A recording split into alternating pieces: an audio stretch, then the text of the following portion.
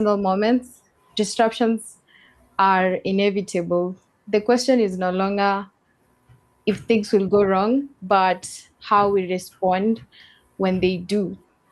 Today's conversation brings together voices from leadership, mental wellness, and organization transformation to help us explore how people can navigate difficult seasons with wisdom, resilience, and clarity. We are joined by incredible panelists and authors of the book When Things Go Wrong. Let me introduce them to you. We have Dorine Genga. Dorine Genga is a seasoned development and humanitarian leader with over 2 decades of experience across Kenya and the Horn of Africa. She has led large-scale programs supported by global institutions, including USAID and the World Bank, with a strong focus on system thinking, adaptive leadership, and sustainable impact. Our work centers on helping organizations and communities navigate uncertainty, respond to change, and build resilience in complex environments. In When Things Go Wrong, she has authored chapter 4, When the Ground Shifts, where she focuses on navigating uncertainty, adapting to change, and leading with resilience during difficult transition. Welcome, Dorine. We are joined by Dr. Evelyne Muriuki. Dr. Evelyne Muriuki is a leadership strategist, executive coach, author, and organizational development expert. She is the founding director of Pearson's Global Consulting and has extensive experience equipping leaders, professional, and institutions with practical tools for effective leadership and transformation. She also lectures part-time at the universities, including Kenyatta University and Pan African Christian University. In the book When Things Go Wrong, she has authored chapter 6, The First Response, where she explores the critical role of leadership response during moments of disruptions. Welcome, Dr. Evelyne. Gathoni Mbugua is up next, and she is a senior clinical psychologist with over 10 years of experience in mental health and wellness. She is the clinical psychologist in charge at AAR Hospital and works on community wellness with the Chiromo Hospital Group. She's passionate about the mental health in Africa and wrote Journey to Mental Wellness, a self-help journal. In When Things Go Wrong, she has written chapter 7, Building Resilience, where she reflects on burnout, resilience, and the courage to remain whole. Welcome, Gathoni Mbugua. We can all give them a round of applause for being in the room today. To start our conversation, I'd like to get your opinions on crisis or when things go wrong. Dr. Evelyn, what are your opinions on crisis or when things go wrong? Thank you very much, Josephine, and happy to be here. So, for me, when things go wrong, and my perspective on crisis is that it has really changed over time. Because before, I was looking at crisis like a one-off event, like it's something that should be outside my life.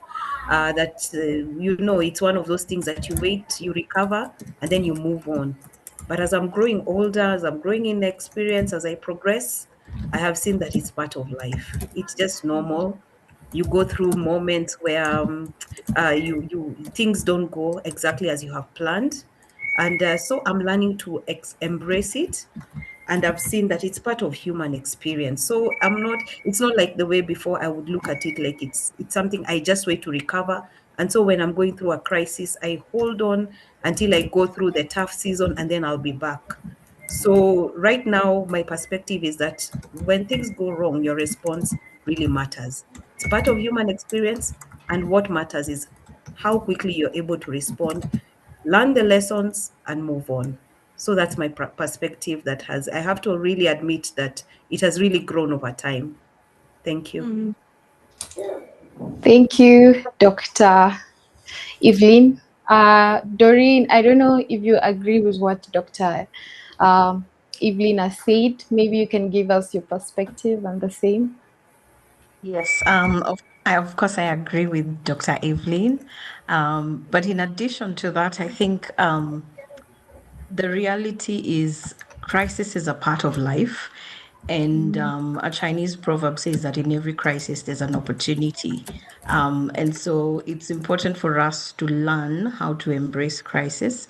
And also, I think, to be honest, looking across my life, it's actually the seasons of crisis or the seasons of difficulty that I have grown the most. That's when I have tapped into probably uncharted territories in my own personality, in my own invisible toolbox, and always referencing to what scripture says that in this world you will have trouble. But many times we expect that trouble to be the neighbors and not mine. But then when it comes to you, then you have to tap into your energy, you have to tap into your belief system and find ways to overcome that particular crisis. Yeah, over back to you. Thank you, Doreen. We are totally agreeing that it's crisis is totally part of life. Let's get to hear this from Gathoni Mbugua. Let's get to hear your perspective on the theme. I completely agree with my co-panelists. For me, when I think about crisis, I go back to the definition of how mental health looks like. I guess by default, being a practitioner. So we say it's the overall well-being of an individual, whereby you're able to realize your potential, cope with daily life stressors, be fruitful and productive, and make a contribution in the community. But that line, for cope with daily life stressors, for me, it's a reminder that stress is part and parcel of life. And with that, we are going to meet crisis. With that, things are definitely going to go wrong from time to time. And sometimes when things go wrong, I think our instincts usually is like, how do I survive this? Or how can I continue trying to function? Or how can I push myself more? But over time, I've realized that crises will come, but the difference is, as Genga has said, is how do you respond to that crisis? One of the things that I would like to leave with this conversation or to lead with it is that our chairman always says that it's always important and very good to take advantage of a good crisis, because crises also come to deepen us. They come to sharpen us as well in a way. So, yes. Thank you for those wonderful opening thoughts. All in all, we are seeing crisis is really important. As much as it is very disruptive, it's important. Thank you all for that. Before we jump into our first main topic of today, I want to directly tell people who are watching us today and joining us from our Zoom, please take a moment right now to drop a comment on what do you think crisis, the way our panelists for today have given their opinions on what they feel about crisis. Please feel free to drop down your opinion on crisis, either at your workplaces, in your personal life. Let us get to know your thoughts. Also, remember we're live on YouTube right now. Please, if you can take a moment to take the link and drop it to a close friend, someone who you think that this session will benefit them. Welcome once again to this session. Let us move into our first segment of leadership and crisis. Doreen, let us start with you. In your chapter, you look at what happens when environment changes quickly. You speak about navigating seasons where the ground shift beneath us. What is the connection between leadership and crisis, and why should leaders pay serious attention to moments of disruptions? Think it's very important to, number one, understand that one of the things that pops out the most during crisis is how a leader will respond. And I think for me, I always refer to leadership being about influence. So the first person you have to lead is yourself in terms of how are you absorbing that situation? How are you reacting to it? And then looking at how you're going to support the people you lead or the people around you. And the reality is always that people are watching. One of the thoughts and examples that comes to mind that was really stressful for me was when I was learning how to drive. And if you've not learned how to drive on Kenyan roads, it can be a bit nerve-wracking. And I remember telling somebody that, I would just freeze once I reached a junction. And the challenge that he gave to me was everybody else who's on the road does not have two heads or an extra set of hands, but that everyone else around you is going through something as well. So I think that aspect of being able to draw information from your environment and use that to leverage your strength and respond to the crisis is really important. And so I think leadership and crisis come hand in hand because that's when you really get the opportunity to show up. It's when you get the opportunity to represent or present how you're going to go about it and even lead others in the process. And in addition to that, I think it also helps you to realize what it is that anchors you. So for me, I say that what anchors me and draws me back to a place of, I would say, equilibrium is my faith and being able to know that I can lean on my faith to be able to calm my emotions, calm my running wild thoughts, and then be able to draw wisdom also from the people and the experiences around me. So I think in that way is a simple way of putting it in terms of how leadership and crisis are quite interlinked in our daily lives and also how it really shows up in moments of disruption.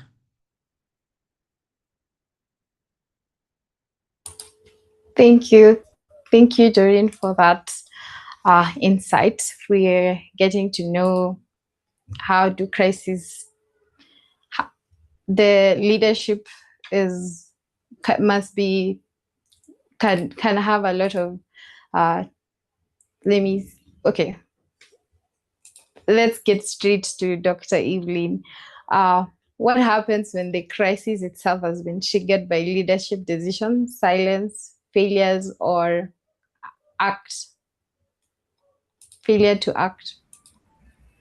Thank you. I'd like to pick it up from where Doreen left, and she was talking about taking self leadership when it comes to dealing with crisis, because the human response usually is to blame somebody.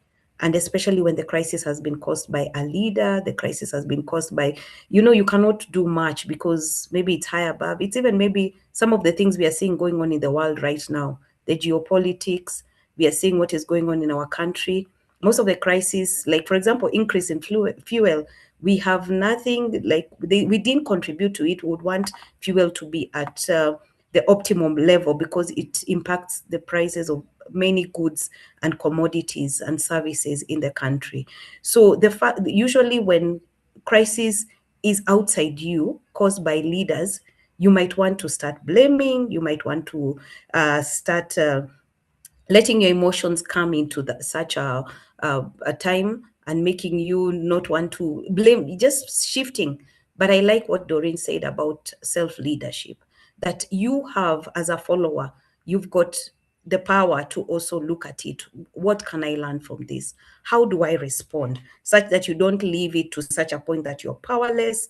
And that is where emotional intelligence comes in very powerfully, because emotional intelligence is where you are able to be self-aware and then also be aware of your environment. What can I change? What can I learn? There are deep moments of introspections because, as we have said, crisis equals to opportunities. If you're able to look at it from a point of what can I learn? What can I do? What can I control within my sphere of influence? I usually say I might not have the influence over the whole country, over the whole world. I'm not the president of the United States, but in my own ecosystem, what can I do?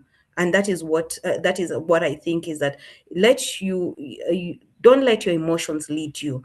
Lead with fast, instead of reacting, respond, regulate your emotions. And I think Doreen has talked about it a lot.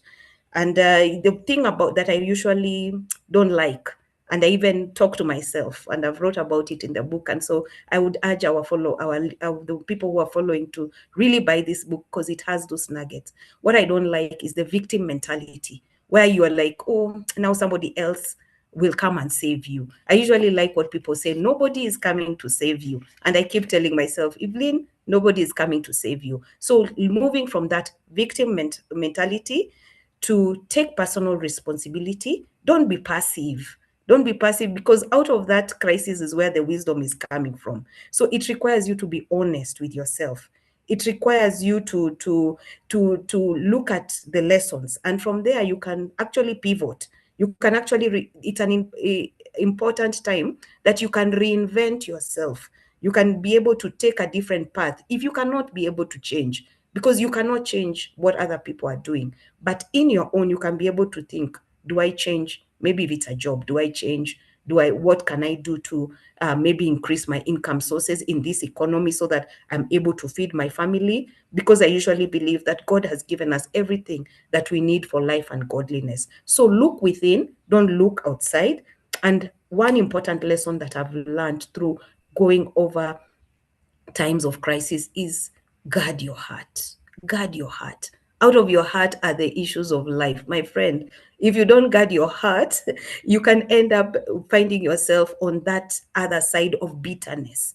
And bitterness is such, it's like a cancer. It eats you up, and you think the other person is going to be the one who will suffer from it. It's like what Nelson Mandela, his famous quote, he said that when you are going through unforgiveness and bitterness, it's like taking poison and expecting the other person to die. How can it happen? If I take poison, I die. So bitterness, guarding your heart against those thoughts, those things that you're thinking against your leaders. And so as much as crisis reveals the leadership, it also reveals the quality of followers. So in my role, whether I'm playing the role of a leader or a follower, the thing is to know that I can be able to turn things around.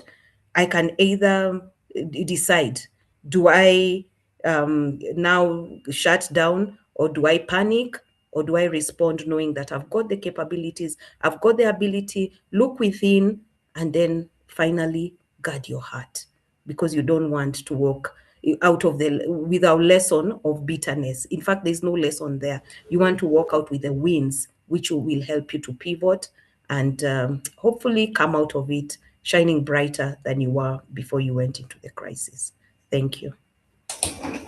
Thank you so much, Dr. Evelyne. I like the aspect of that you see that victim mentality indeed brings more crisis, and you need to think reasonably and figure out the better ways to do. So the very first reaction really sets the future, the path to the future.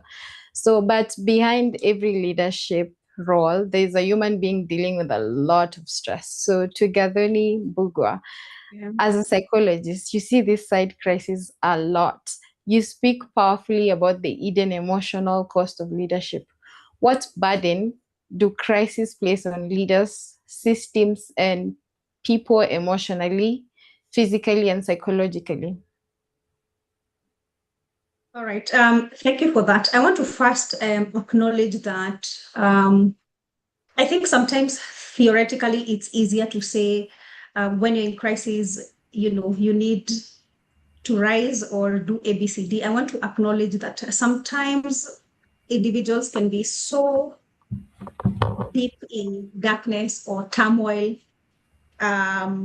or distress that they're not able to clearly see the path that they need to take in order to get out of that crisis. But the question is, how do you get there? And the first thing that we always need to ask ourselves when you're in that moment is, no matter what is happening around you, you still have that power. You still hold the pen. So acknowledging that first and realizing that it is your absolute responsibility to try and forge a way forward usually helps you. But coming to the psychological part of it, crises they don't test performance, they test the capacity of as well. And one of the things that I always like to say is that the best form of leadership is revealed, not in councils. The best form of leadership is revealed during the times when there is storm. But this leader is a human being, as it's been said. So they become the shock absorbers, whether it's in the family setup, whether it is in the work environment, or even you as an individual amongst your circle who has to keep holding people together. You become the shock absorber. And eventually, over time, you begin to bleed slowly by slowly. Okay, so one of the acronyms that I always like to use for people to do a small rundown on themselves and to figure out, are you actually burning down or not, is number one, just use the word burn. Firstly, do you feel burdened emotionally by constant responsibility? Yes, you could enjoy and thrive in that moment, because of course we have those people who we say they work well under pressure. I think you've had some people say that. But ask yourself, are you burdened emotionally when you're alone? Two, do you feel completely unseen? Does your pain feel unseen? That's the you. And then the R also represents relentlessness. Do you feel constant, relentless pressure physically or mentally? And then the N stands for neglect. Okay. Are you truly seeing yourself and taking care of yourself? Or do you realize that you have completely neglected yourself? Because healthy leadership is not just about carrying others. It is also about knowing when do you need to pause, when do you need to rest. So the other thing I want you to focus on, a human being is holistic in nature, and things show up differently. So also if you're doing a rundown, physically, the body is an alarm system. So usually when you're under any form of distress or you're overwhelmed, it will show up in your body first. So the physical check is the most important. Constant aches and pains, headaches that are unexplained, backache, but also part of physical comes in your sleeping patterns and your eating patterns. You really need to check on that, because if those are not working, then that's a telltale sign that whatever it is you're carrying, whatever it is that you're trying to navigate, it's now beyond your capacity to be able to deal with it. And then secondly is emotional. And your emotions are the black and white symptoms. So either irritability, either you feel like everybody is against you or they don't get you. Sometimes if you get into any form of an argument, you could burst into tears, or you now have increased anxiety or even depressive symptoms, or you just lack joy or motivation. I think in layman's on the streets, people say the dots are not dotting. So from people looking at you, they feel that you have everything put together. You have the good job or the good car, or your family looks like it's thriving, but you as an individual, you don't feel you don't feel fulfilled. Okay, that your dots, there's something that is lacking. That's also a telltale sign that emotionally things are not okay. And the last one is psychologically. The first sign that you are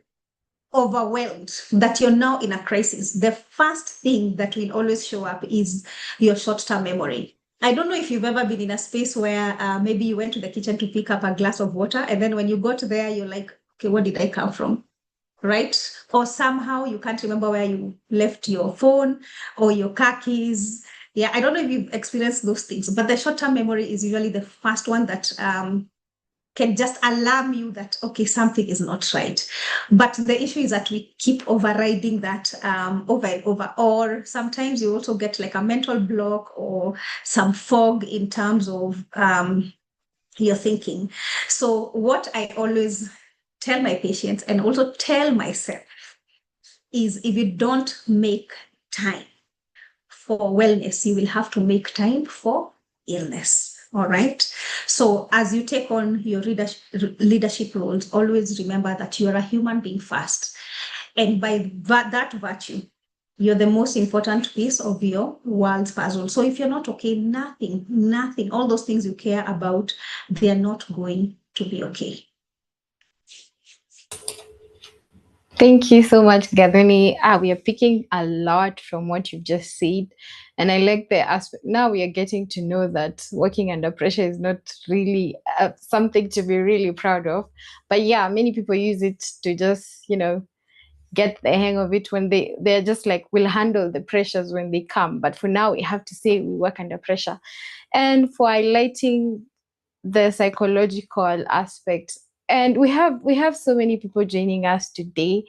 I'd really like to hear from you. Have you ever forgotten something, like you were going to pick something from your room and then you end up, you just don't remember what it was? I know it happens to me. It has happened to me, and I'm just like, what just happened? What was it? And then you're trying to bring your mind to remember, what was it that I was going for? What was it that I was, you even ask someone who is in the room with you, do you remember what I was going for? But they can't help you. Yes, for that. I still want to get comments from our participants today. Let's be engaging a bit. I like the fact that we have Mugumi in the comment section, and I don't know if it's a he or a she, but yes, she said, to me, crises are moments of intense difficulty, uncertainty, or emotional strain that disrupt normal life and challenge, I think, feel or cope. Okay, that's how it thinks of crisis. Let's get to, I like that. Thank you for participating in the comments. Thank you so much. We are joined by Jane Kerubo. I think she is one of the co-authors, and she's liking the session so far. She's like, keep it up, ladies. Uh, yes, so I think we are having an amazing conversation. Thank you, Catherine Cheche. It's it, everybody is here. So yes, thank you so much for joining in to this wonderful conversation that we are having today. And please don't forget to channel your comment. We'll definitely answer all the questions that you have. As we move forward, before we move to our next segment, this is crisis at a personal level. Crises do not just happen to big companies, they also affect our everyday life, jobs, and sense of stability. So, Dorine, back to you. Let us look at how these big changes affect an individual. How does personal crisis, such as a job loss or sudden transition, affect a person's identity and sense of stability?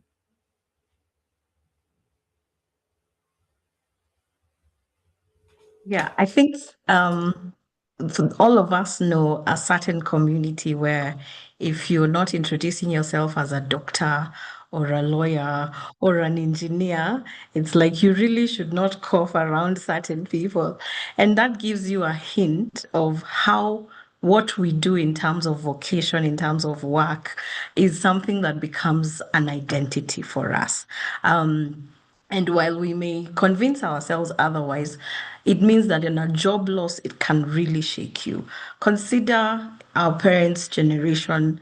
Some of them worked at the same institution for 30 years and retired there, or 40 years, and so on and so forth.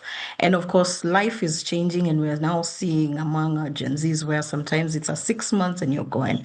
But now, when it is not your own decision, it really can shake you. It really can make you ask yourself a lot of questions.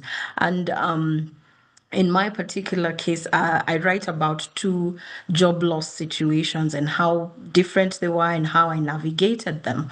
But looking back and reflecting on those scenarios was really different.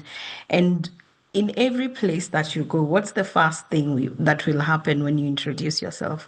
You'll be like, all right, nice to meet you, Doreen. What do you do?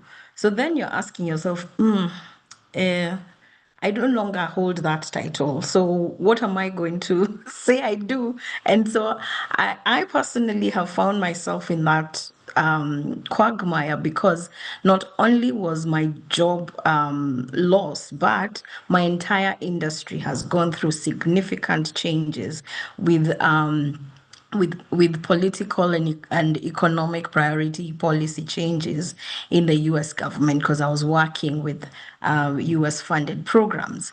So then not only are you facing a crisis, but there's a crisis in your world, your whole world. Everybody you know is looking. So then you find yourself in this space of thinking, okay, I need to reinvent myself. And there are those isms that we have as Kenyans, like I'm a businessman, and that's code word for con man. So now then you're a consultant of what, And so just realizing how the we derive such pride and such identity with our titles and the labels that we carry is something that I think it's important for us to take cognizance of. It's not wrong in and of itself, but move beyond that and ask yourself, what is my actual value? What do I bring to the table? What competencies do I have? What relationships do I have? And so I think it's also important, and it's also one of the realities that you will face or you might face in such situations, when you realize that some of your so-called social capital is not really social capital. It was titular capital. It was based on the title. So when you call that person with that title to help you in that situation, suddenly they don't know you, and yet your true social capital might be the watchman at the gate, or the policeman you say hi to, and the day your car breaks down, he or she is able to help you out. But if you're thinking that your social capital has to be the people with the titles of the CEOs or the daktaris and the engineers, then you can actually find yourself pretty disillusioned when you go through a period such as this one. So it's for me, it has been quite an interesting experience, and I think, as I also think through the whole idea around how we communicate in this season, it's also something that can add to that whole pressure or identity crisis, because the leader within you and the leaders around you, also how they communicate to you, will also help you navigate that season as well. Yeah, so it's very interesting. Yeah. Thank you so much, Dorine. I like what you've said, and Andre is also agreeing with you. She's saying so true, Dorine, and real. Thank you for sharing, because they can relate with what you're saying, and I can also relate with what you're saying in terms of like, how do you explain to people that you're no longer that title? I mean, the certain change, at least you can say for a while, I'm still that person. You can lie for a minute, but it will catch up with you. But that's not the way to go. So that's not the way to go, indeed. So as we transition to the next question, Gathoni, let us talk about what it actually means to be strong. What does healthy resilience actually look like during a personal crisis? I think I'll begin by saying that it has to first begin with you acknowledging and you stopping to pretend that you're okay all the time and wearing that mask. One of the rules that I have around me, around my patients, around my friends, is that you're not allowed to use the word fine or good or even the word okay, because I don't really explain exactly what's going on. And I'm sure we are so, we are guilty of that. And if you're guilty of that, just put it in the comment. Every time somebody asks you, how are you doing? That your to-go-to response is, I'm fine. So healthy resilience is not about pretending. It's not about looking like you can carry everything. Healthy resilience is about, are you able to stay connected with your soul purpose? Are you able to stay connected with yourself first? And especially when there is a lot of difficulty. In the chapter that I wrote, which is the courage to remain whole, one of the things that I've looked at is the self-care model. And the self-care model just brings to our attention, and I hope you can get the book so that you actually do the activities that are there. But it brings to our attention that as human beings, we are holistic in nature and we are made up of so many different fragments. And today we talk about the 8 dimensions of wellness. And unless you are intentional about taking care of all those parts of you, then you're not able to build resilience. And another thing that I also look at is, I think a lot of time we say that, oh, resilience is the ability to bounce back. Okay, fine. Yes, that's true. The good, nice Google definition. But my question I always ask is, what are you bouncing back to? Because when you are well, when things were okay, did you take time to actually connect with yourself, connect with your circles, as it was being said earlier? What foundation is it that you put in place so that when things go wrong, when that crisis comes, you're actually able to fall into at least some form of safety net? So yes, healthy resilience is just about you being authentic in and out, your mind and your heart, and you being able to deal with your emotions when you become overwhelmed, and you being able to ask for help without shame. Okay, and that's a very, very big one, because I find that also a lot of people in leadership, because they find themselves in spaces where everybody around them just wants something from them. When it's their turn to ask for help, you find that it's too hard, which calls us to build relationships that can be able to support us, relationships that can also pour into us, so that when it's your turn to be the garden, then the people around you can be able to garden you. And last but not least, healthy resilience is also about building the capacity to accept. I always say that, it's easy to love than to accept to be loved.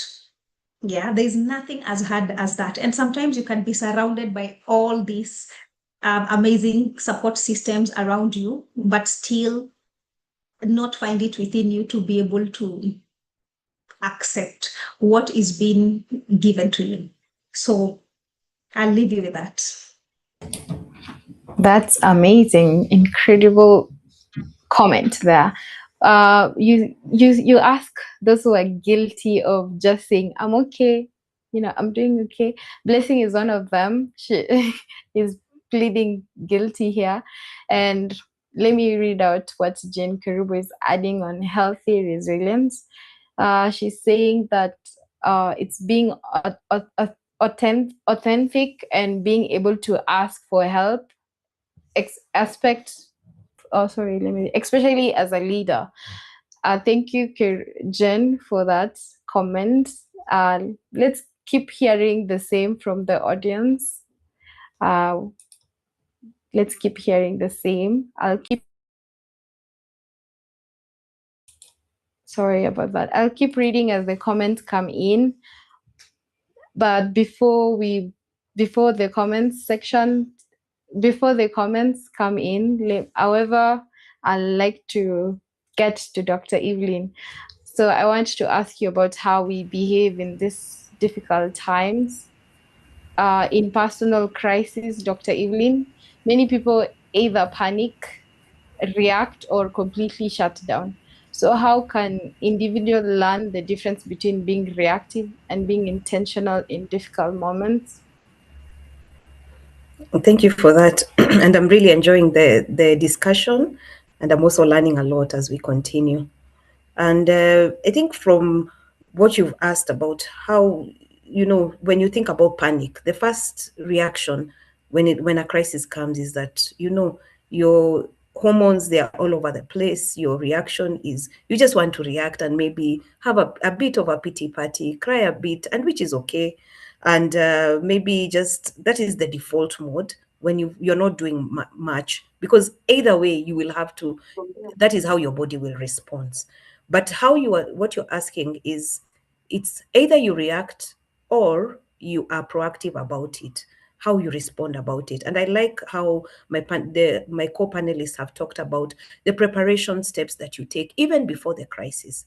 And that's why I really like the title of this book, because it says when things no go wrong, not if, it is when. Because if they are not going wrong, there's a day they will go wrong. Because ideally we live in a world that we don't have control over all the variables at any given time. So as I said, the first response usually is to panic, withdraw. Maybe you withdraw. The fear comes in, and in my chapter I talk about fear. How do you choose to respond in fear, or do you choose to respond in faith? You can end up maybe just having that emotional paralysis where you're not able to, and I'm not a psychologist, but where you just think, you go with the flow. You're like, let me just call my friend who I know is going to really affirm me in my crisis and tell me how bad those people are and how good I am. But is that really the truth? Because in a crisis, I've also played a part to some extent. I might have prayed, I might have planned, I might have made sure that yes, as I said, you keep maybe upskilling yourself, you keep building that resilience, because resilience, as Gathoni has talked about, is not a one-time event. It is something that you build over time. You could have done that, but things go wrong. So I found that in my own life, from my own experience, that there's a small space between what happens to us and how we choose to respond. A very small space. And if you go by the default mode, you will find yourself just going to the side of panicking and reacting. But being proactive is that you take time to pause. Like me, I've been somebody, when you have a brain that thinks very fast, you always have an answer before even something happens. So even when it comes to a heated argument, and for people who are married, they really understand this, or if you've been in any relationship, you want to have the last word in a fight.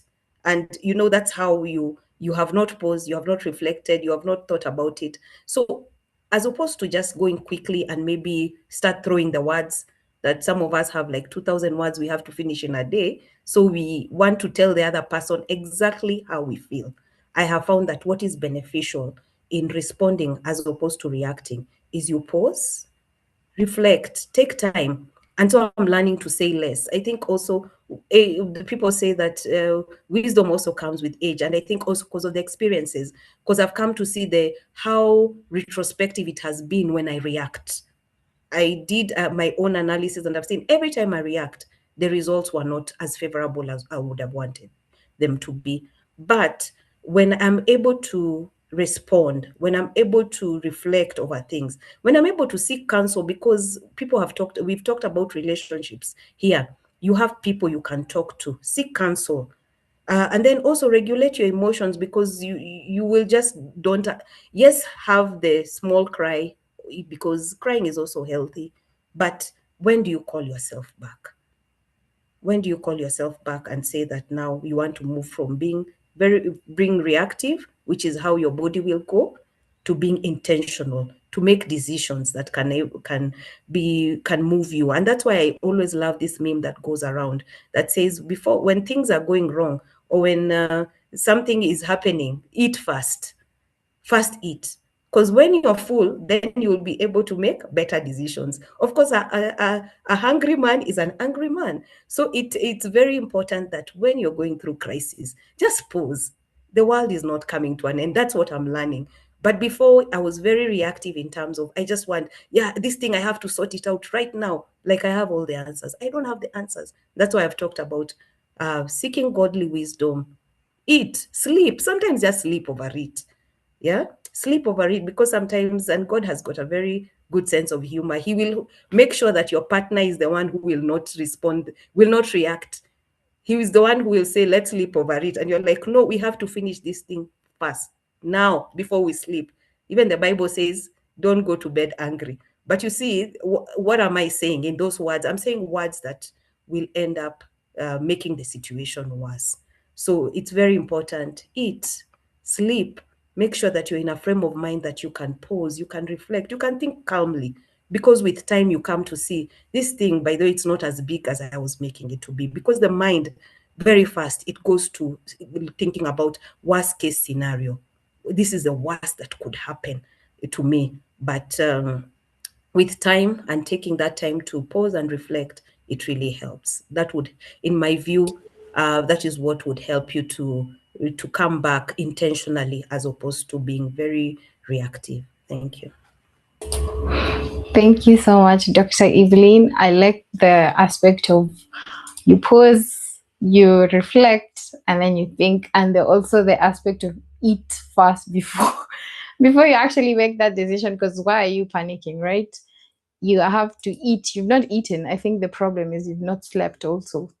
I like that. And Rin is also commenting here. She's saying, I also like that aspect. You have to eat.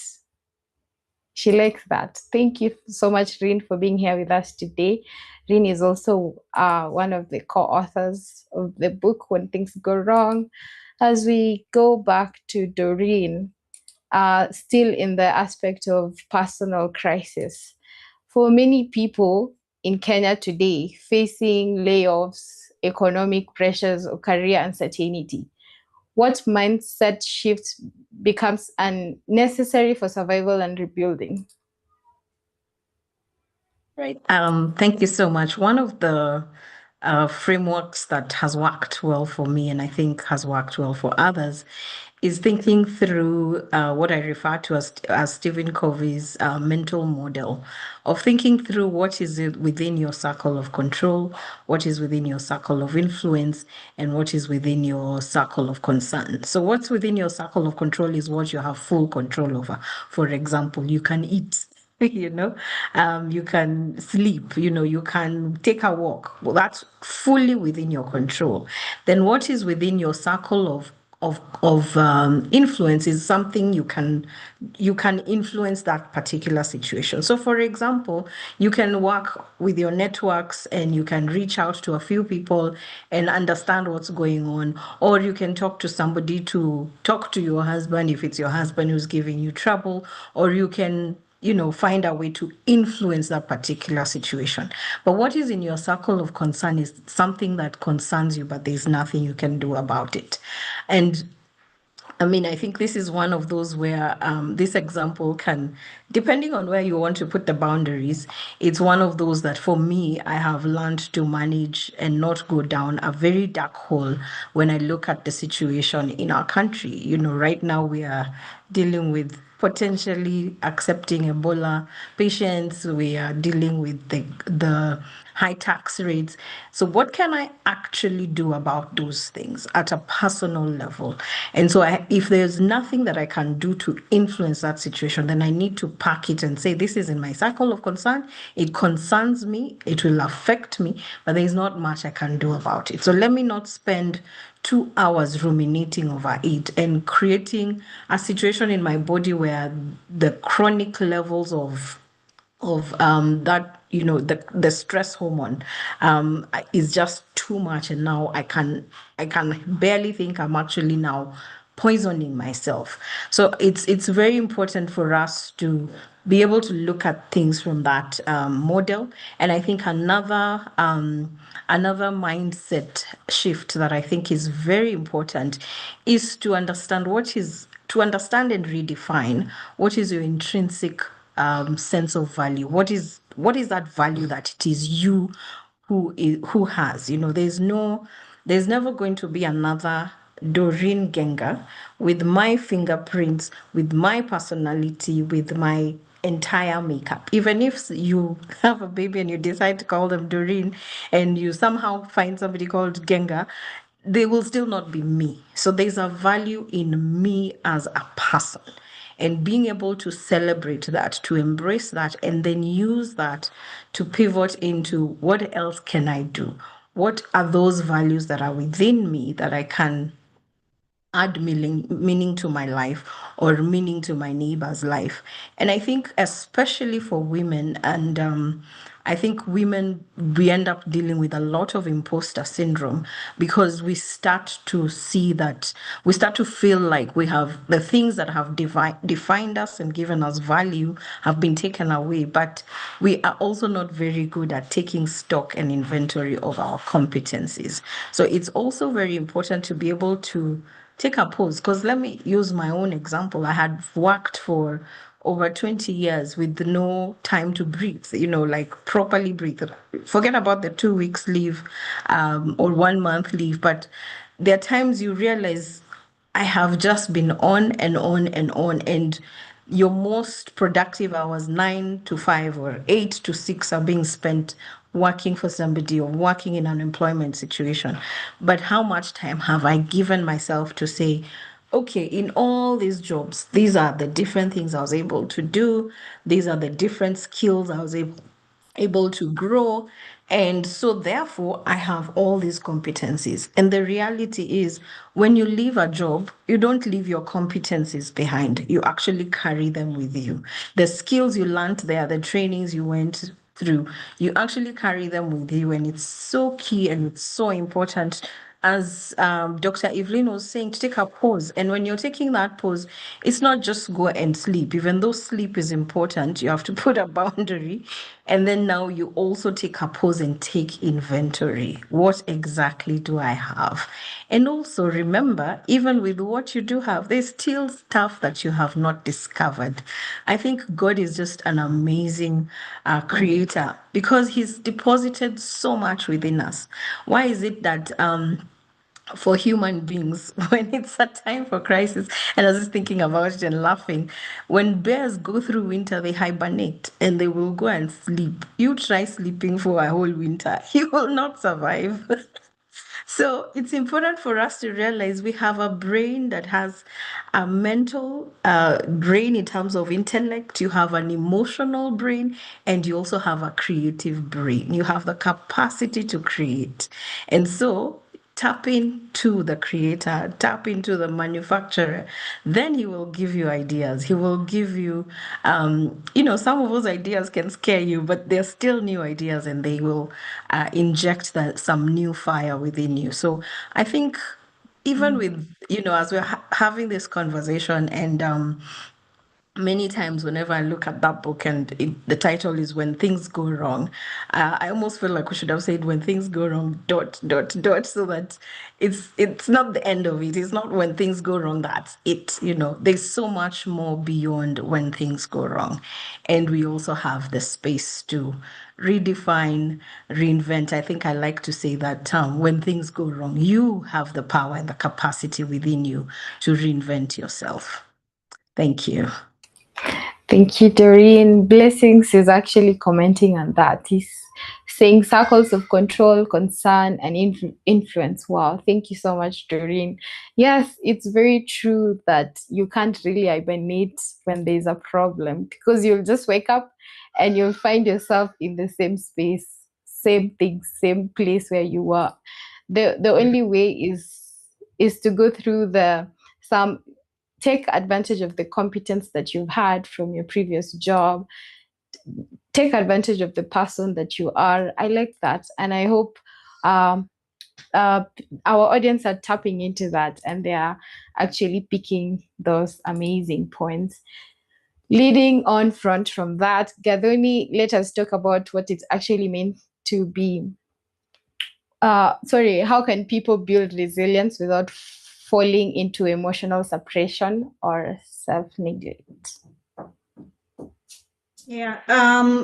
Just allow me just to add, or rather to appreciate the two sentiments of my co-panelists. One will Yes, be carrying snacks so that we are able to pause.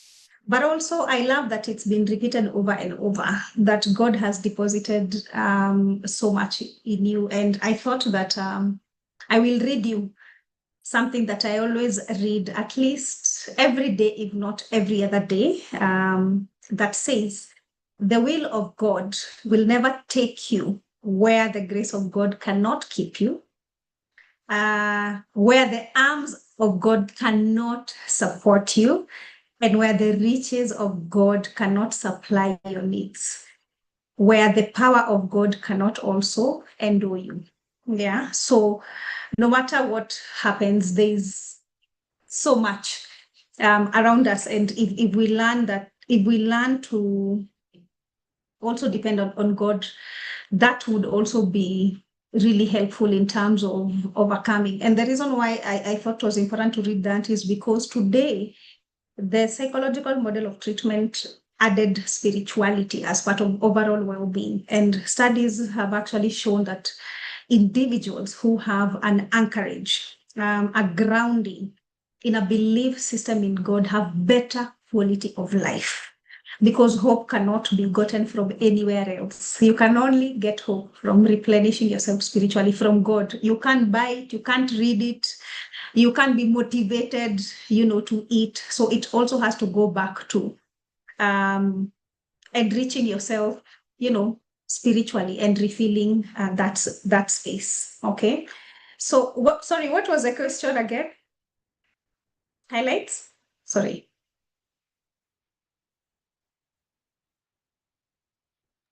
You unmute, Josephine. Josephine? Yes, I'm here with you. I'm sorry. Apologies Please, for that. yes, I'm here.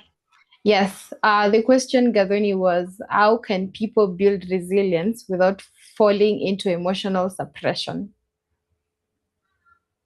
Other than acknowledging first, enriching yourself into just the different parts that I have said, where you look at the self-care model. And then secondly is also learning how to honor yourself as an individual. Always take time to pause, always take time to rest. And sleep is actually a very powerful form, because sleep is the only way that your brain is able to rest. And if your brain is able to rest, then it's able to support you in so many other ways. And then the other thing is also recognizing that we all have a saturation level. So you trying to burn the midnight oil, eventually you will end up burning yourself as well. And last but not least, I always say that take time to also deal and clean the wounds that you could have carried over a period of time. Because if you don't take time to heal, anytime another crisis comes, it comes and adds on top of whatever it is that you have been carrying, that you're already struggling with. When you look at, try and think about how an iceberg looks like. So from the top, it just looks like it's harmless, all these things that you keep experiencing. But what makes it dangerous is the deposits that are really huge and under the surface. So you always have to just have that evaluation, keep dealing with things as they come, rather than trying to suppress, or rather than trying to ignore or even push them at the back. Yes. Thank you, Gathoni, for that. Thank you. That was very insightful. I like the comment that is still coming in, and just a reminder to still remind our audience participating to comment. What are you feeling about this session? What is touchy to you? What are you tapping into? Thank you, Amolo, for your comment. Amolo is saying that this is a very insightful session. Thank you so much. As we move into our final segment, when things go wrong. Before we take questions from the audience, of course, again, if you still have a question, please channel them to the chat box and we'll pick them before the end of the session, the end of the webinar. Each of your chapters approaches crisis from a unique perspective. Leadership, we have resilience, identity, systems, and personal response. So I like to pick what the key highlights from your chapter that you believe are especially relevant today. Let's start with Evelyne, Dr. Evelyne. Thank you, Josephine. I think one, I have to say that I really enjoyed being part of the project, and I'm enjoying the journey so far, because I was able, the way when you write something, it gets out of you. Yeah, so it was actually catharsis for me. So my key highlight is that your first response to crisis or to disruption, it shapes the direction. It shapes how you're going to end up. And that's why the title of my chapter is The First Response. Another thing that I learned, or I highlighted there, is that you might have faith, you can prepare for whatever, for life, how you want it to go. Have things that I have a friend who likes calling them ironclad plans. Have a very good ironclad plan, but that does not exempt us from uncertainty. It Uncertainty can come anytime, so it doesn't mean that because you have faith, you're a person of faith. Because you know that, because sometimes we might end up thinking that maybe God has forgotten about me. No, it's just we are living in a fallen world. So you might have faith, you might prepare, but you are not exempted, because this world is uncertain. You know, the way people say it's VUCA, it's volatile, uncertain, complex, it's very ambiguous. So that does not exempt you from uncertainty. And then also, we've really mentioned a lot about resilience. Another key highlight is that resilience is formed quietly in the hidden places. It's not an event. And I like what Gathoni talked about when she was talking about it's not the way we like to say the nice Google definition of bouncing back. It's not an event. It's what have you been building over time. It's those quiet things that you do in the quiet.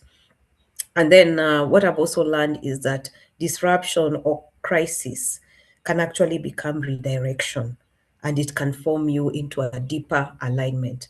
You know, one of the things I have to give credit to my brother, he told me when I was going through a crisis, he told me God is in this story. And so now is when I'm learning to look at it in fresh lenses and to see that disruption is actually redirection. It's God trying to show you, have you considered this other side? And then also, it's another key highlight is that clarity is not usually you have to see the whole road. Clarity unfolds as you take the first step. And that's why I like what Dr. Martin Luther King says, that faith is taking the first step without seeing the whole staircase. So you don't have to just move one step at a time. You know the way it says, if you have to keep going, whether you crawl, whether you walk, whether you run, whatever you do, keep going. So clarity will unfold as you take one step, as you keep walking.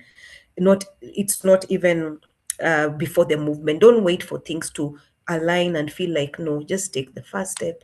As you take those baby steps, like the way when we have small babies and they take a step and they fall, but we clap for them. That's the way I like to see that. God also, in wherever he is, he likes to applaud and see this person doesn't have to wait to see the whole staircase. They are really taking a step of faith. Thank you so much. Thank you, Dr. Dorine, for that very insightful highlights from your chapter.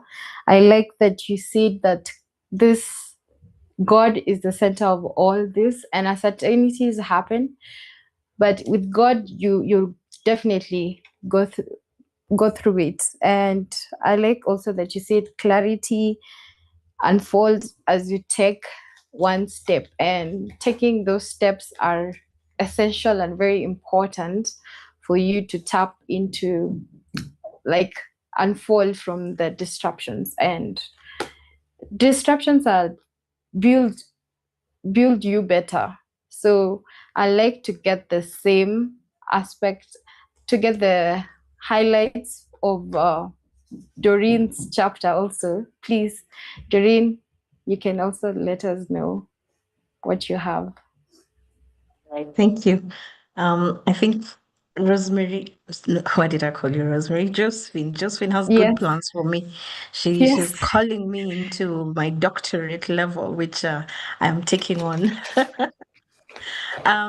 Yeah, but just to add my perspectives, and not to go too much into detail, but one of the things I want to highlight, because we are living in this world, and money answereth all things. That's actually a scripture in the Bible.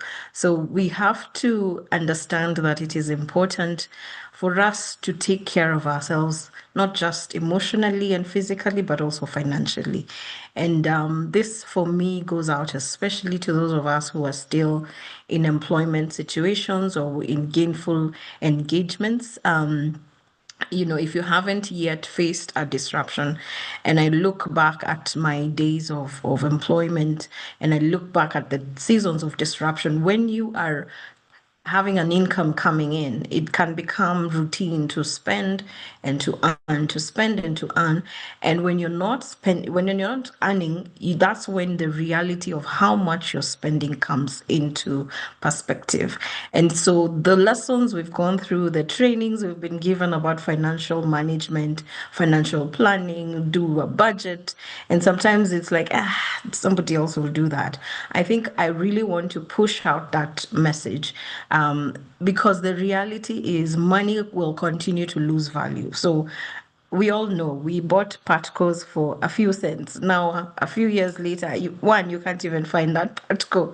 Two, if you find it, hey, you will pay quite a different amount. So it's important for us to plan ahead financially and also be able to navigate seasons of disruption with some financial muscle and capability.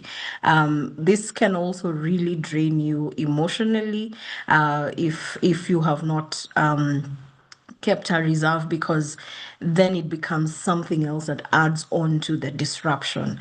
So I think that's, for me, that's one strong message, especially to those of us who are still in employment situations, because as much as many of us have had retirement planning trainings, we kind of just work with what the employer is putting away. That's never going to be enough. And if you're lucky to have that, because again, not everybody has that. Now, compound it. If you're older, it means the likelihood of having to deal with a chronic disease, or even if it's not a chronic disease and maybe you just got hurt, accessing things like insurance and healthcare become more challenging as time goes by. And so it's very important also, and I'm tagging on to Gathoni, in terms of resilience, that we also think about building systems for resilience. As we're building them for emotionally bouncing back, let's also build them for financially bouncing back. And it's also been a very interesting season for me in terms of even what the scripture says about investment. He says, it actually says that we should be thinking about up to 8 streams of income. And if you want if you want more information on that, you need to look for me so I can give you a lesson or a talk on the 8 streams of income and where that scripture is. That's on a light note.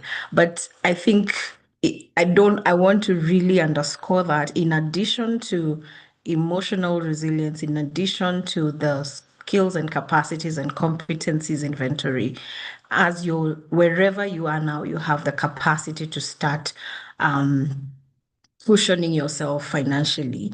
So do it. There's so much advice that we're given for finances, whether there are talks nowadays. There's much more information nowadays online on YouTube that we can actually put in place and find ways of navigating financially as well, even in terms of other shocks such as chronic illnesses that come up. And none of us plans for cancer. And we all know cancer takes down your money quick, fast, and if it's your loved one, if it's your parent, if it's loss in terms of death of a loved one, there are all these other crises that go beyond the job loss, like in my circumstances.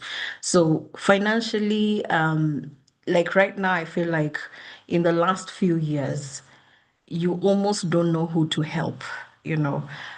This week we've just had the situation of 16 girls losing their lives.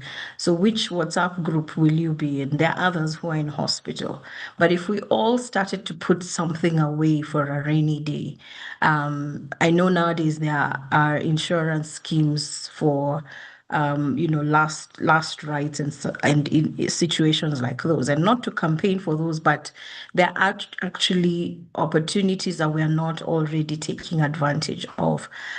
So I think I'll leave it at that, because I've really nailed down on it, because it can actually be one of your stronger anchors as well as you navigate crisis.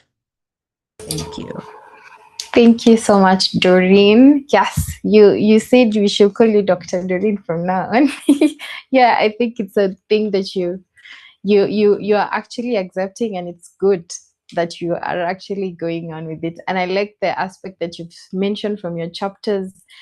It's more of budgeting, really. That disruption will just attack you at whatever point. It doesn't matter what kind of, if you have one stream of income. I don't know, can someone have 8 stream of income? I don't think that's really possible, especially in Kenya. But yeah, it's very possible to have like a business, work as a consultant, be in that, your normal in like job, your day job. And I'm sure our audience are going to tap a lot from the budgeting aspect and the financial aspect of what you've written in your chapter. And thank you so much, Doreen, for that amazing insights. As we move to Gathoni, let's get Gathoni's highlights from her chapter and what you believe, Gathoni, are especially relevant to today's. Mm. Um, Josephine, in response to whether you can build 8 streams of Yeah. income, I would like to say strive for progress, not perfection. Just start. But my chapter speaks about resilience in a different way, actually redefining resilience. It looks at resilience from a space of not just appearing strong.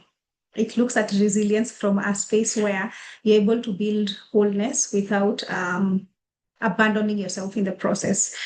And when we think about resilience, it's not just emotional, which is why I wanted to bring out as the first thing, as the first highlight, the self-care model, because part of it is financial self-care. The top 3 documented stressors that trigger mental illness, financial is the first one as a real trigger. The second one is relationships, and the third one is work pressure. And we've gotten to see studies done that if you have 2 out of 3, then you're 4 times more likely to develop anxiety or depression or both. Imagine that. Yet those 3 are completely interrelated. So one of the things that this book is going to bring to your attention is how exactly can you do that? And there's an exercise for self-evaluation that I hope all of you will get to do that.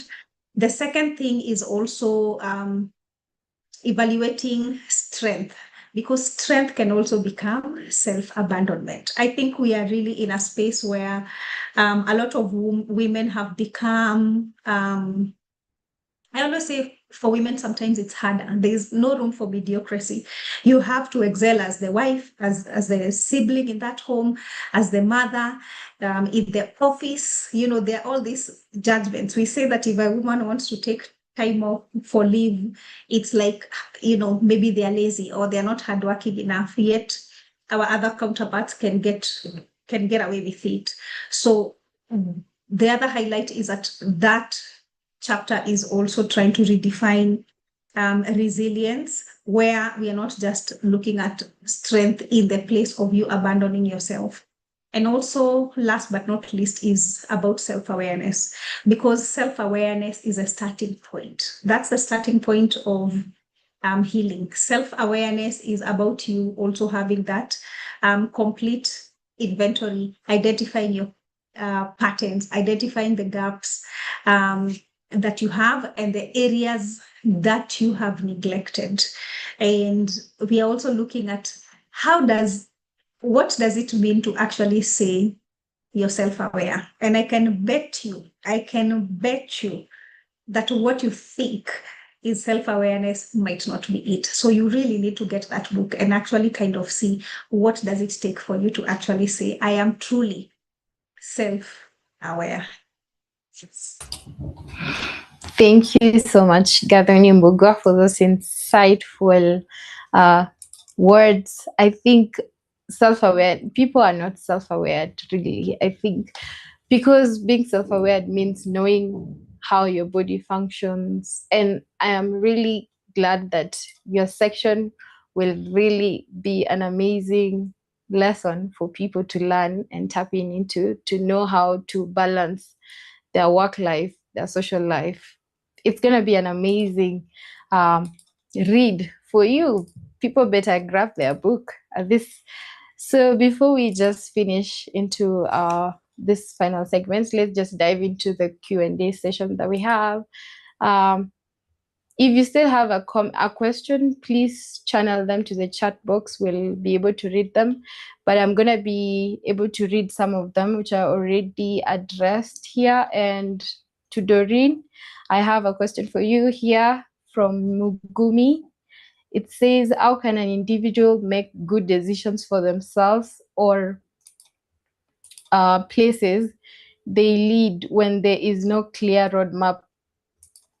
Yeah.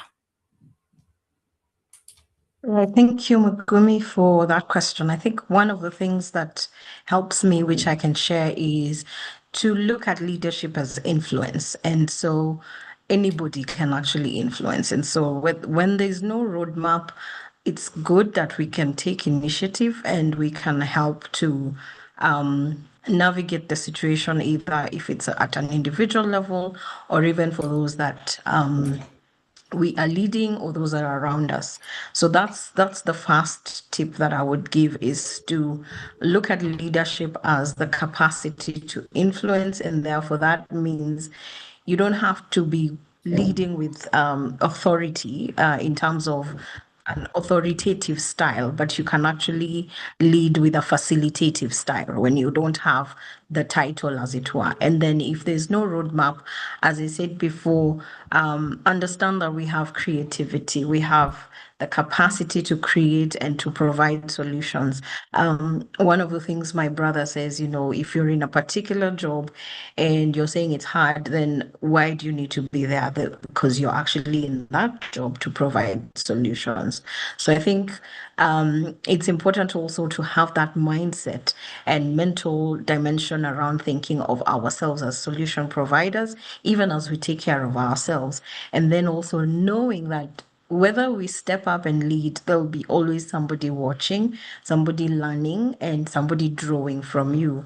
So take up the opportunity. I think this is one of those situations where there could even be somebody higher up watching, and you may miss out on an opportunity if you don't take up that opportunity. And also how you communicate is also very important. I think that's one of the things that maybe I could add is, in the face of a crisis, communication is so important, and being able to decide what information to give, when to give it. Because if there's no communication and there's no adequate communication, people will begin to fill the vacuum with rumors, when that will create anxiety, and then that will create mistrust, such that as a leader, by the time you're coming to communicate or share information, there's already 7 other narratives, for example, and so you'll find it harder to break through with the team that you're leading. I think I'll leave it at that at this point, and provide opportunity for other questions. Thank you. Thank you so much, Doreen. I hope that was clear to you, Megumi, that if there is no roadmap, please, you are too creative enough to create a solution to that. I mean, that's really amazing. We have another question by Lucy to Gathoni. How can leaders support mental and emotional well-being within teams and spaces they lead?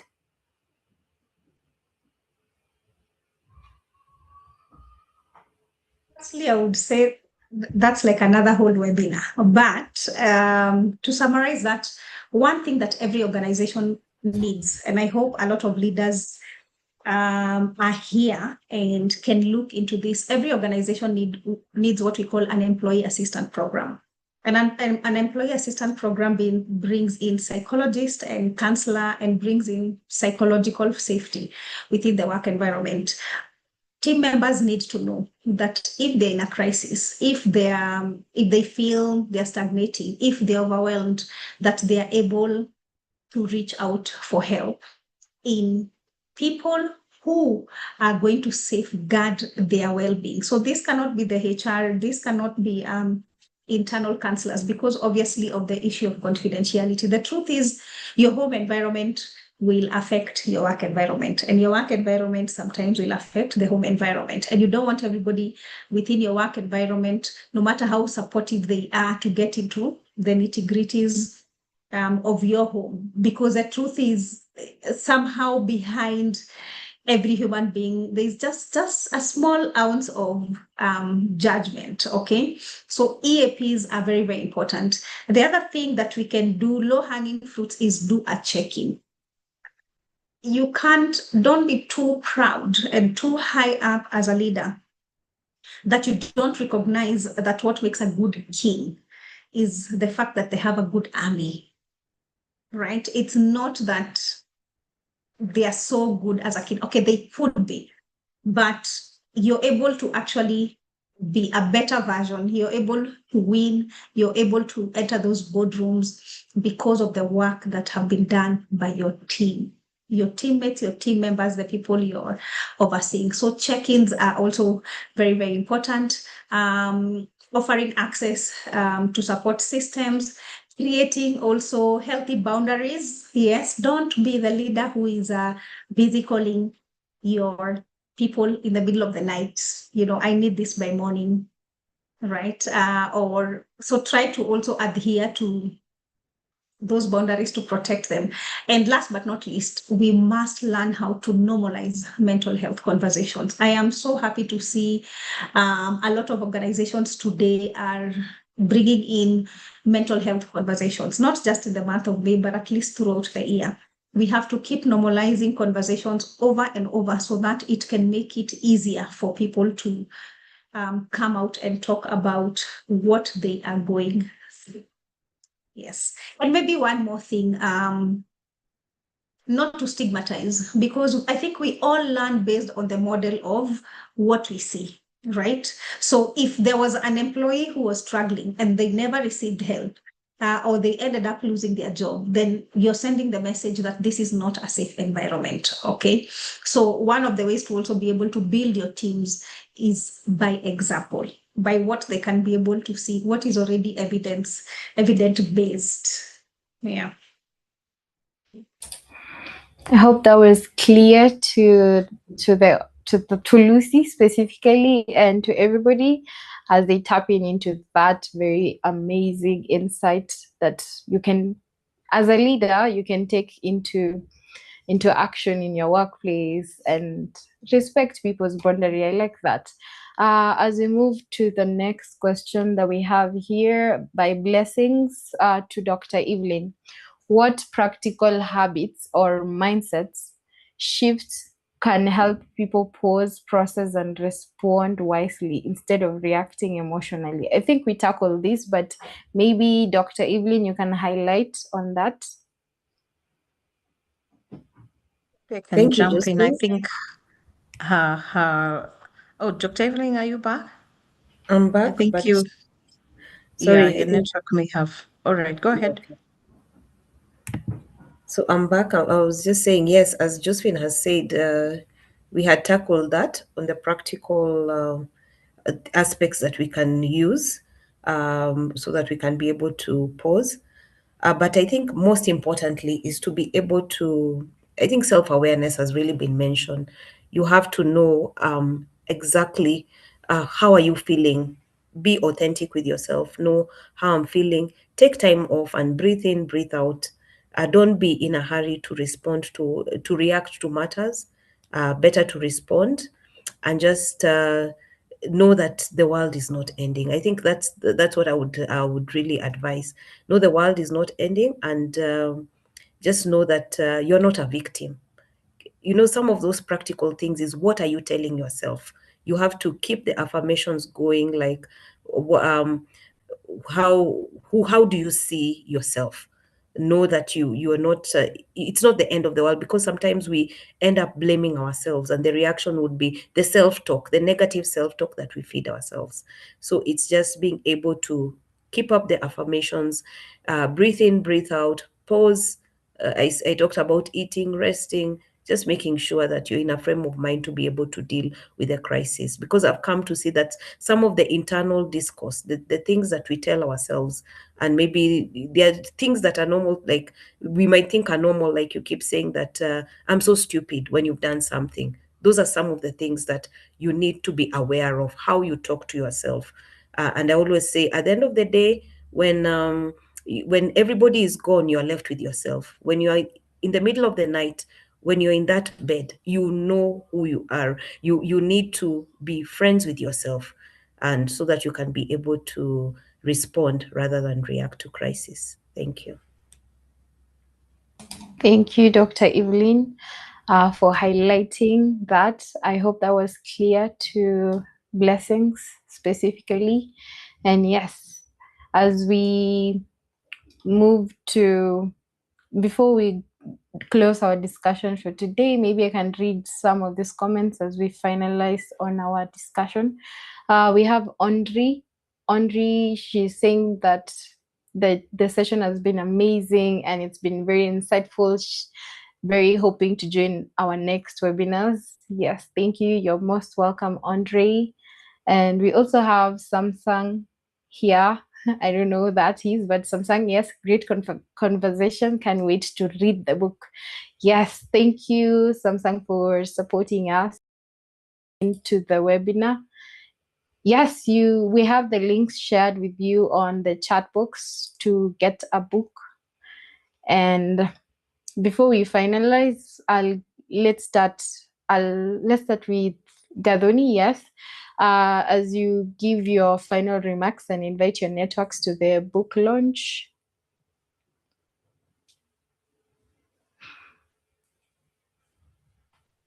Oh, sorry, I was muted. I started on that. There's a link on the chat box on how to get the books. Don't forget to put the order notes, www.gm. And also, please come and join us during the launch. It's going to be fun and insightful, and be part of the conversation. That will be on the 26th of June at Trademark from 2 p.m. all the way to 6:30 or longer if you would like. I think working on this book has been the greatest honor of my life, second to being a parent. And it also really challenged me as an individual to just think back on how many times things have gone wrong and what I would like people to learn or to understand in terms of building themselves in preparation for when things can go wrong, whether it's tomorrow or the day after that. And just to also send the message of hope in terms of you don't have to do this alone.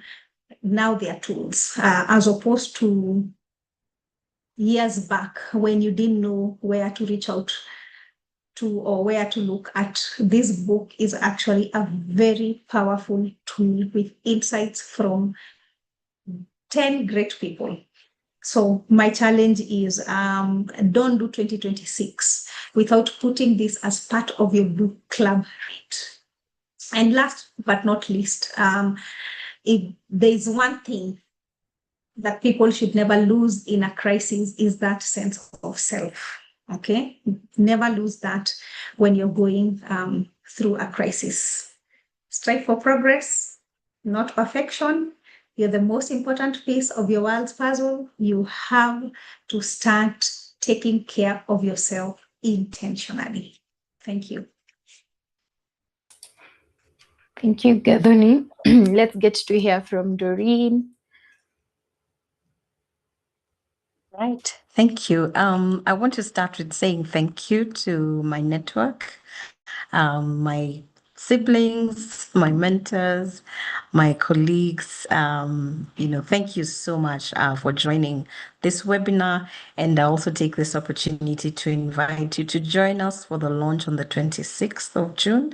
It will be at the Trademark here at Village Market from 2 p.m. as you've heard. My code, in case you go for a direct purchase of the book, is www.dg. So just highlighting that for your for clarification, but I'm sure I've shared with you in other settings as well. I think for me, I just want to really thank Zion Powell, Duso, and team for putting such a resource to our disposal. I think before I took on this project, I don't think I would have foreseen being able to give this insight. So it's provided an opportunity to collect and organize my thoughts around the lessons I have shared around this season. And what better setup than to share that platform with other amazing ladies who have so much wealth and wisdom and experience, and literally created for me yet another network of what I would call a network that I can leverage in life as well. So just want to say kudos and big ups to you as well. And last but definitely not least, when all is said and done, I always say, as long as there is breath in your lungs, don't give up. Never, ever give up, because the Creator, who is the one who's given you that breath, knows that you are well able to rise up again. I think the Bible says that a righteous man falls 7 times but rises up again. So never, never, never, never give up. And finally, like I've been saying, when things go wrong, you have the capacity to reinvent yourself. So thank you. Karibu. Karibu sana, sana, sana. Thanks. Thank you, Dorine, for that. I hope they pick that they can still reinvent themselves when things go wrong. That's amazing. Let's get to hear from Dr. Evelyne. Thank you, Josephine. I think for me, my message would be a parting shot would be during crisis or during disruptions, when things go wrong, don't lose hope. The Bible talks about hope being an anchor that holds you in the storms when they are steady, when they are not steady, when things are just going the way you hadn't planned it. So just know that difficult seasons, as my co-host, co-panelists have talked about, the difficult seasons don't last. I like that book that talks about tough times don't last, but tough people really do. So you might not know you have the toughness, but as you continue, and that's why I would recommend you to get a copy of the book so that you can arm yourself, coming from our own experiences, so that when the time comes, because I was talking to one of my friends as I was giving them the book, and they really laughed at the title, because they said it's not about if, it is when, because they will go wrong. And he was just saying, even from my own experience, every day you plan, but things don't go as you would want them. And even in the world, we are living in very perilous times. We are living in times where things are really going wrong. We wake up to news. Like yesterday, it was very sad what happened in the school. So yeah, and our condolences to that family, and just being able to know that there's hope. There's hope that you can actually, as Doreen has said, reinvent yourself. I always also like this quote that says, "We live life backwards. We live life forward, but we are able to look at it from the backwards." At that point, it might look like that thing is such a big deal, but when we are looking at it later, 10 years later, even 1 month later, 5 days later, it might not be as big as you thought it was. So I want to invite everybody who's listening to us, and even the ones who will watch later, to come and join us on 26th of June at Trademark Hotel at the Village Market, where we'll have a good time to be able to just hear and glean and celebrate that we have been able to come together, and with these amazing ladies to be able to author a book together, and which is something that you can use as a framework. There are a lot of frameworks that you can be able to apply in your day-to-day life, because what we did in this book is that I know we poured out from our life experiences. We just didn't put theories, and here we are now. Maybe some of us didn't think that we're going to be authors at this point in our lives. Maybe it was a dream, maybe it wasn't, but look at what God can do. So don't give hope. Just know better days are coming back, coming again. And sometimes the thing that you think will break you is actually the thing that will transform you. Just like a beautiful butterfly starts from the larva, the pupa, then it gets into a beautiful. Just sometimes just allow the season to go through, learn the lessons, and bow and be able to reinvent yourself. Because as we have been reminded by my co-panelists, that there's so much wealth in us. And all we just need to do is to mine that gold and keep going. Don't lose hope. Better days. After the rainbow, after the rain comes the rainbow. And remember, rainbow is a sign of love, not this other thing. Rainbow is a sign that God is love. Thank you very much. Thank you so much, Dr. Evelyne, for letting us know that you can still thrive despite the disruptions, and we should remember that at the end there is a beautiful sign, just like the butterfly, just like how rainbow comes after the rain. Thank you so much for that. I hope everybody is gonna get the book. Of course, we've had the code shared on the chat. Please speak the codes and use them to purchase the book. And let me just get to see. Okay, we have people appreciating the entire session. They're saying it's been an amazing session, and our panelists have done an amazing job unpacking what they know best from their life experiences. Thank you so much. The conversation has really been insightful. Who would have thought that will come to an end, right? A very huge thank you to our panelists for today, Dr. Evelyne Muriuki, Dorine Genga, and Gathoni Mbugua, for sharing your wisdom and time. Thank you, Zion Pal Publishers, for having this webinar. And most of all, thank you to our audience for participating fully and engaging with us. Remember, even when things go wrong, as we've been told, you can always choose how you rebuild it. Don't miss the launch happening on the 26th June 2026 at Trademark Hotel. It's going to be an amazing day, and that's the only opportunity that you get to interact one-on-one with the authors and engage in deeper conversation and get to unpack what you really need to know. Is it on the side of the leadership? Is it on the side of the mental wellness? Is it, do you want to unpack on finances and budgeting, just like how Dorine mentioned in our conversation today? We look forward to seeing you there. Have a lovely evening. We're very, stay inspired and have a lovely evening. Yes.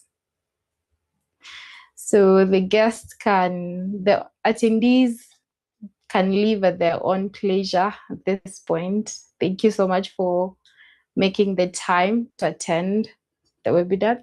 Thank you for appreciating the session. I can still see some thumbs up and love, love, love from all the audience. Thank you so much for your presence. It meant a lot to us. Thank you.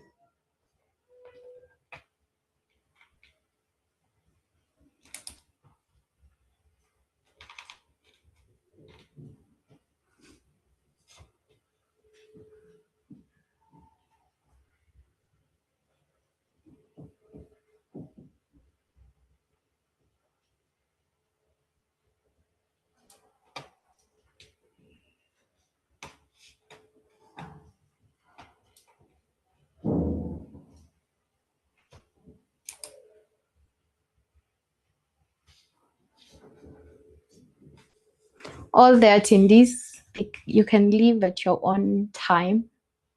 The authors and the panelists, we still have a few minutes with you.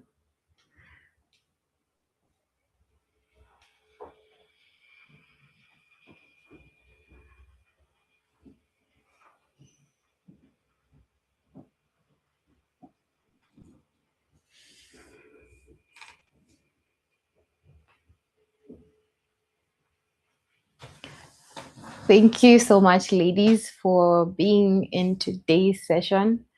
I appreciate your time, for taking your time to be here and for sharing your experiences. I'd like us to have a feedback session for the next few minutes to share on your experience from today's webinar. Let's get to see what worked and what didn't work. Let's start with, maybe we can have you, Dr. Evelyne, start us with this conversation.